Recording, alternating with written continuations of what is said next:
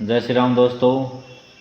आज आपको बताते हैं कि कुछ भगतजनों के फ़ोन आए हैं, मैसेज भी आ रहे हैं कि पंडित जी हमें बताएं कि सवारी को हम कैसे चलाएं। हमारे अंदर सवारी आती है, हम उसे चलाएं कैसे। और हमारे अंदर सवारी आती है फिर भी हमारा परिवार दुखी रहता है, तो इसके बारे में बताएं। तो सबसे पहले तो हम आपको बताते हैं कि यदि आप सवारी को चलाना चाहते हैं तो सबसे पहले आप गुरु धारण करें, क्योंकि जब आप गुरु धारण करेंगे गुरुदेव आपके ऊपर कृपा करेंगे और उस सवारी से वचन लेकर के, जो सवारी होती है उस पर वचन लिए जाते हैं कि हम आपको जो भी भोग लगाएंगे वो आपको स्वीकार करना होगा। यदि हमसे कोई गलती हो जाए तो आपको क्षमा करना होगा। यदि हम किसी प्रकार से किसी चीज़ करने में, कोई वस्तु करने में लेट हो जाए तो आपको बताना होगा, हमें संचेत करना होगा।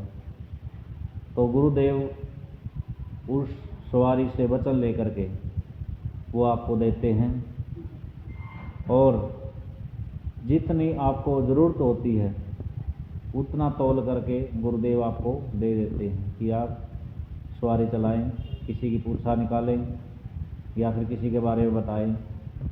पर आपको विशेष चीज़ एक बता देता हूँ कि जो हमारा दूसरा प्रश्न था कि हम दुखी क्यों रहते हैं। यदि हमारे अंदर कोई सवारी आने लगती है तो हमें अंदर से भावनाएं उत्पन्न होने लगती हैं। यदि कोई सामने आ गया तो उसके बारे में सोचना, विचार आना कि इसके साथ में ये बीत रही है, इसका ये कष्ट है, ये दूर करना है। तो सबसे पहले तो मैं आपको यही कहूँगा, यदि आपके अंदर सवारी आ रही हैं, भावनाएं आ रही हैं, तो उन भावनाओं को कंट्रोल करना सीखिए सबसे पहले, क्योंकि हमारे अंदर इतनी शक्ति नहीं है कि जितनी पावर जो सामने आया हुआ है उसको चाहिए, उसके संकट है, कष्ट है दूर करने के लिए जितनी पावर चाहिए वो हमारे अंदर नहीं होती है। और यदि हमारे अंदर 50% है और उसके अंदर 100% है तो हमारी 50% खर्च हो गई और 50% हमें फिर इकट्ठा करनी है और 50% हमारे पास होनी चाहिए, तो 100% हमको पावर फिर चाहिए। तो उसका भुगतान है, जो 50% का भुगतान है वो हमें करना पड़ेगा। तो भावनाओं से दूर रह करके इस कार्य को करना चाहिए।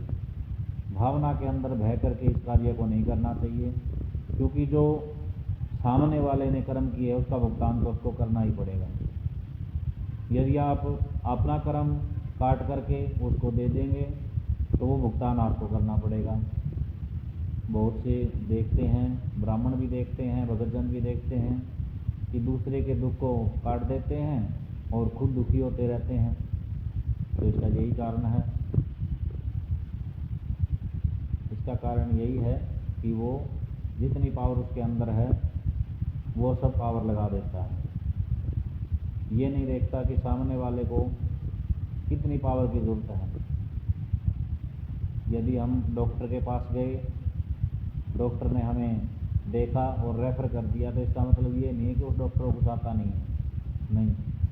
उस डॉक्टर ने सोच समझ करके यह निर्णय लिया कि यह इसकी जान आगे जाने से बच सकती है,